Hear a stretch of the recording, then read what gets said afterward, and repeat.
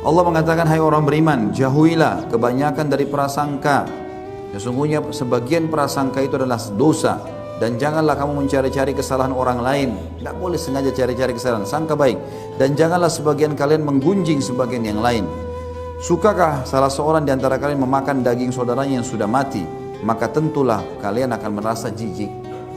Ibnu Rajab rahimahullah menceritakan dalam buku beliau yang 559 Alam Barzah, di antara kisah-kisah sahih yang dinukil tentang masalah alam barzah, dikatakan seorang salafus saleh pernah mengantar jenazah ke kuburan, lalu lewat di sebelahnya orang yang aneh, kulitnya hitam, pekat, kepalanya gundul, penampilannya nggak nyaman gitu. Lalu kemudian dia perhatikan tapi seakan-akan orang lain nggak lihat.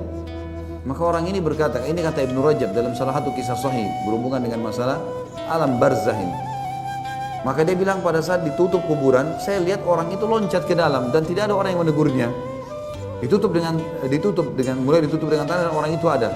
Seakan-akan cuma saya yang lihat. Saya tanya, hai fulan, siapa kau ini? Dia bilang, saya adalah daging saudaranya orang ini yang pernah dia ceritakan selama di dunia. Seperti Allah katakan dalam ayat ini, maksudnya apakah kalian mau menggunjing, menceritakan aib saudara kalian itu dan kemudian memakan daging bangkainya? Jadi begitu hukumannya. Sebagian ulama tafsir mengatakan pada hari kiamat didatangkan bangkai, baunya busuk, bentuk rupanya seperti saudaranya itu. Lalu dia tidak mau, harus dia makan. Biarpun dia nolak, mulutnya buka, menggigit-gigit badan orang itu dengan bau busuk yang tidak enak.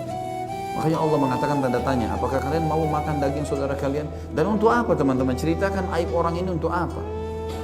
Tenangkan pikiran, sibukkan diri dengan diri kita. Sampai kata Nabi SAW dalam hadis yang sahih, janganlah seseorang di antara kalian sibuk menceritakan kesalahan sahabat-sahabatku, karena aku ingin bertemu dengan mereka dalam kondisi lapang dada. Gak ada masalah sama orang. Makanya teman-teman, maaf saya bahasakan, kalau berita tidak penting, tidak usah dengar. Ini berita ini ngaco kadang-kadang ini. Macam-macam. Rumah tangganya orang lah, inilah segala macam. Gak perlu. Dan tidak ada hubungannya sama antum itu. Seperti sekarang masalah politik, nggak ada hubungan sama kita, apa hubungannya? Itu alamnya orang politik. Ini semua orang di warung kopi bicara politik, di pinggir jalan politik, di sebelah got politik.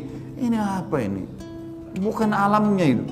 Akhirnya masuk ke wilayahnya Muslim. Bagaimanapun presiden itu Muslim, menteri-menterinya banyak yang Muslim, gitu kan? Nggak boleh gunjing mereka. Ini luar biasa, seakan-akan dia luar biasa hebatnya. Ini yang pepatah mengatakan, biasanya penonton lebih pintar daripada pemain. Bodoh, kenapa kau nggak tendang gol? Padahal kalau dia tendang belum tentu dia bisa. Nah, belum tentu dia bisa. Orang kalau di lapangan dinilai sama dia luar biasa penilaiannya, padahal dia belum tentu kalau masuk di situ. Ini untuk apa ini? Tenangkan pikiran, tenangkan hati, lapangkan dada. Makanya subhanallah, guddul basar, menurunkan pandangan dari yang haram, menutup telinga dari yang haram. Ini penting itu, membantu hati jadi tenang. Tidak ada masalah sama orang. Kalau pas interaksi. Salah kita ingatkan, benar kita dukung. Gak usah sibuk dengan aibnya orang. Kan enak ya. Dan gunjing itu teman-teman sekalian adalah menyebutkan sesuatu yang dasarnya ada pada saudara kita. Kalau nggak ada fitnah, gitu. Tidak boleh sama sekali, nggak boleh ghibah, nggak boleh gunjing. Jadi itu teman-teman, berita, gosip jangan ditonton sudah. Kalau kecuali perlu, antum ada hajat di situ, perlu sekali. Atau kalau enggak, alhamdulillah sekarang di smartphone kita bisa baca berita. Tinggal ketik berita hari ini keluar. Tapi yang penting, oh ya berita tentang apa misalnya, sesuatu yang penting mendesak perlu. Kalau enggak baca Quran akhi, meninggal nggak ditanya itu nanti. Kamu berita apa yang kamu nonton di Jakarta pada tanggal sekian? Hah? Nggak ada ditanya. Sudah berapa kali khatam Quran? Zikir pagi sorenya jalan nggak? Sholatnya sudah khusyuk atau enggak? Udah bakti sama ibu ayahmu? Jangan ditanya semua. Itu yang kita sibukkan. Coba bayangkan kalau antum sibuk dengar berita setiap hari itu. Begitu antum sibuknya pada berita orang tua, luar biasa itu. Telepon mereka tanya kabarnya, keperluannya apa, itu bakti sama orang tua, itu pahala besar. Daripada sibuk dengan, kecuali antum memang bidangnya di situ ya lain. Memang antum seorang bisnismen, orang ini terus sibuk lihat apalah indeks lah segala macam. Orang tidak ada urusannya. Terus nonton untuk apa? Nggak nyambung gitu. Sama sekali. Makanya ini yang banyak pintu-pintu teman-teman